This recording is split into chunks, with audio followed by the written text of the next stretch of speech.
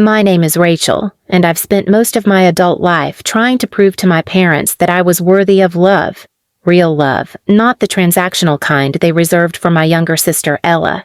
I was the daughter who paid the bills quietly, who brought casseroles to Sunday dinner, who sat beside Mom during her gallbladder surgery and drove Dad to every checkup. Ella?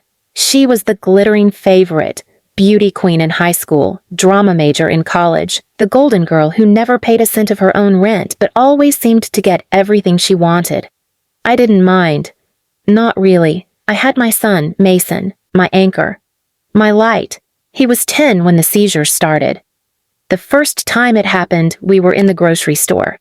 He was just reaching for a box of cereal when his body suddenly jerked and stiffened, his eyes rolled back, and he collapsed like a puppet with its strings cut. I dropped everything and screamed. Paramedics came. Hours later, a doctor told me that Mason had a rare neurological condition that caused severe seizures, and that one of them could kill him if left untreated. "We need to operate," the neurosurgeon said. "Soon. The longer we wait, the more damage these episodes could cause." I didn't have the money, but thankfully, Mason's insurance covered it. I exhaled for the first time in weeks. What I didn't know then was that while I was researching neurosurgeons, fighting with pharmacies over meds, and sleeping in a plastic chair beside Mason's hospital bed, my parents were quietly making other plans. Plans that had nothing to do with Mason.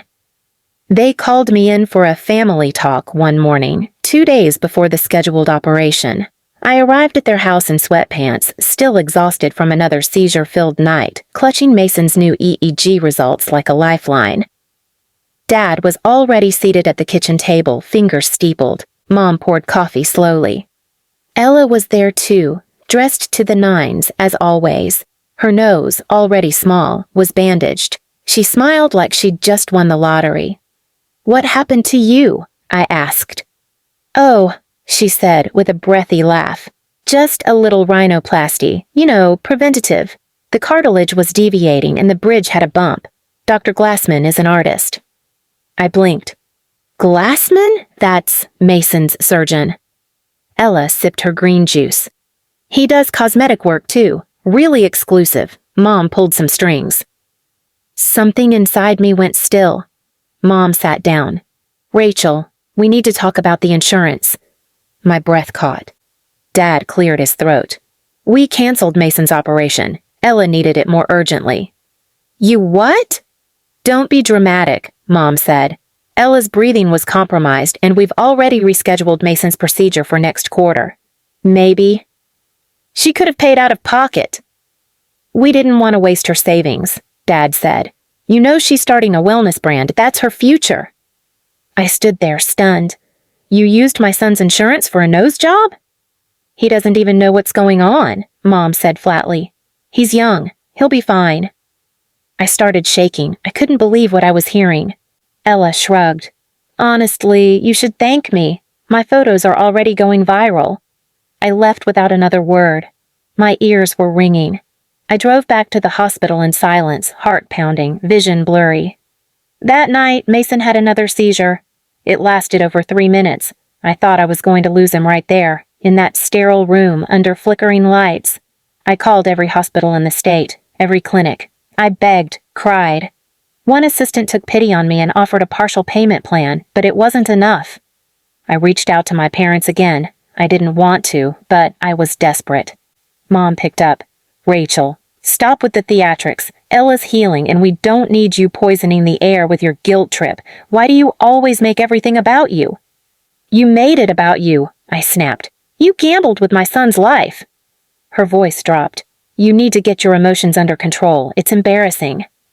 And that was it. I stopped begging. I started planning. Because if they thought Mason was expendable, if they thought I would just lie down and accept that, they had no idea what kind of woman I had become. They took from my child. They were going to learn what it felt like to lose everything they built. And they wouldn't even see it coming. It started with silence. No angry texts, no threats, no social media rants. I just vanished from their family group chat. Didn't show up for Sunday dinner, didn't respond to Mom's voicemail where she whined about how family doesn't hold grudges. I knew exactly how they operated. The moment you refused to serve them, you became disposable. Forgotten. But I wasn't the same Rachel anymore. While they lounged in Ella's influencer studio, gushing about lighting angles and protein powders, I was selling every possession I didn't need: my TV, my jewelry, half the furniture. I took on 2 side jobs. I barely slept. Every dollar went into Mason's private surgery fund, hidden in a new account they couldn't touch. It wasn't enough yet, but I wasn't giving up. I also found something else during those sleepless nights. Documents. Old insurance statements, electronic records. Proof that my parents didn't just cancel Mason's surgery. They forged my consent. I stared at the screen, trembling. Mom had signed my name. That night, I wrote an email. Not to a lawyer. To a journalist. Not some tabloid-hunting blogger either. I contacted a local health reporter known for investigating hospital corruption and insurance abuse. I sent her the full story. The medical records, the voice message where Mom laughed, "It's just a nose job, Rachel. Stop acting like he's dying." The reporter replied within hours, "Meet me. I want to hear everything." But that wasn't my only plan.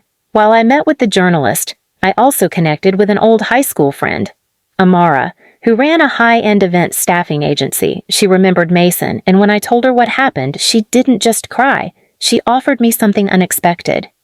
"I can get you into their gala." "What gala?" She turned her laptop and showed me the invite. The Lumini Lounge grand opening.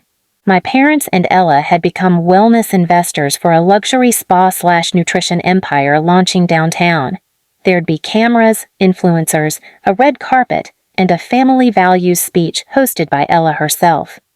All funded indirectly by the insurance money meant for my son's brain surgery. That's when I knew what to do. I spent the next 3 weeks preparing. By day, I worked. By night, I wrote down every instance of neglect, every cruel message, every transaction and document they signed without my consent. I compiled it into a digital file and uploaded it to a timed server, password protected, email ready. And then I waited. The night of the gala, I arrived in silence. Amara gave me a floor-length black dress with sleeves like armor. I didn't smile. I didn't speak. I just watched. There was Ella on stage, glowing under spotlights, nose flawless, teeth white, hands folded like she was a saint. "Our mission," she purred, "is to heal others the way I healed myself. Family is everything." Applause. I moved to the side of the room near the AV technician. 10 minutes later, just as Ella posed beside our parents for a photo op, I handed the tech a USB and said calmly, "Scheduled content swap, last-minute sponsor clip, play at 9:15 sharp." He didn't question me. The badge Amara gave me worked like a key. At 9:15, the lights dimmed. Ella gasped softly, assuming it was time for her before and after surgery slideshow. But it wasn't. Instead, on the massive screen above the crowd appeared a still photo of Mason, small, pale, mid-seizure, tubes taped to his head in a hospital bed. Then came a voice. My voice. A 10-year-old boy needed surgery, but his family canceled it for a cosmetic procedure.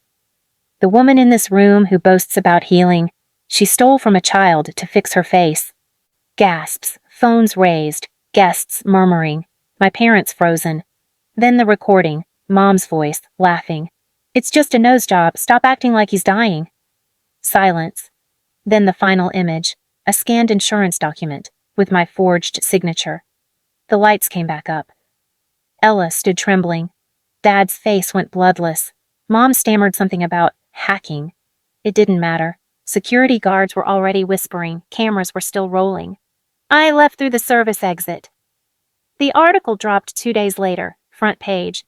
Mother's insurance canceled for cosmetic surgery, son nearly dies. But I wasn't finished. Because that was just the first wave of my plan. They thought I'd disappear after the article. That I'd be embarrassed, that I'd ruined my own family and would come crawling back once the storm passed. But they didn't understand something crucial. I wasn't trying to ruin the family. I was removing a tumor. The fallout was immediate. The Lumine Lounge lost 4 major sponsors overnight. Ella's personal wellness brand got flagged by multiple regulatory agencies after the article revealed she'd promoted healing crystals while funding them through diverted medical accounts. Instagram shut down her account for fraudulent health claims. But the worst hit wasn't public. It was private. The insurance company launched an internal investigation. I didn't even have to press charges, they did. Forgery, misuse of medical funds, misrepresentation of guardianship. Mom was the primary signer. Dad was the witness. And I had one more gift for them. See, they had forced me to sign over joint custody of Mason years ago, back when I was still living under their roof, jobless, scared, just a teen mom begging for shelter. They used it as leverage. Let us help, but we'll need signatures to get him on our health plan. They thought I forgot. I didn't. With my lawyer's help and the forged consent now public record, I filed a permanent revocation of their custody rights. Mason was now fully mine. Every right, every decision, every protection. No one could touch him again. That broke them more than anything. They weren't arrested, but they were placed under a multi-year investigation. Their names ended up in state records. Their ability to invest in family health businesses? Terminated. But that still wasn't my revenge. That came later.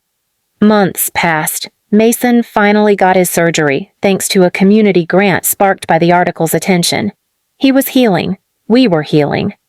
Then, one day, I walked past a strip mall on the edge of the city. And I saw it. Oh, a dusty storefront with a for-lease sign. Cheap, run down, forgotten. Perfect. I signed the lease the next morning. Over the next 2 months, I transformed it, not into a shelter, not into an NGO, but into something far more specific. A respect education center. Not for adults, not for abusers, for kids. Kids like Mason. Kids who'd been humiliated for speaking too loudly, shamed for neurodivergence, told to bow, apologize, grovel, because elders deserve automatic respect. I built a space where children were taught something better, mutual dignity, boundaries, assertiveness, language for injustice, confidence to speak when they're mistreated, even by family.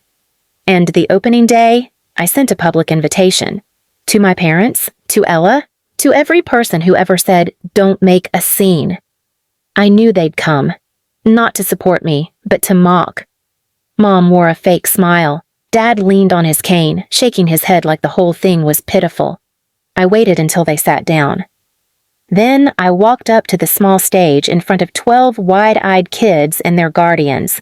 I held up a child's cup, plain blue plastic. I said calmly, "Once, a boy spilled juice from a cup just like this." His aunt made him lick the floor. And his grandmother called it respect. This center exists 'cause that boy deserved more. Not fear, not silence, not shame, but dignity. I locked eyes with Mom. She blinked, her jaw twitched. Then I turned to the wall behind me, where a frame hung beside the Respect Center's logo. Inside it, a photo of Mason's old hospital bed and a handwritten note from him. I know what real respect is now, and I'll never let anyone take it from me again. Mason, age 10. The room went silent. Dad stood and left. Mom followed, shaking. Ella never even showed up. And I smiled. Because I hadn't screamed. I hadn't fought. I hadn't even tried to make them apologize. I simply built a world where they no longer mattered. Where their version of respect had no home. And Mason? He stood beside me, taller now, scar on his head healing, watching his mother rewrite the meaning of power. Not with fists, but with truth, with dignity, with something they never expected, a future without them.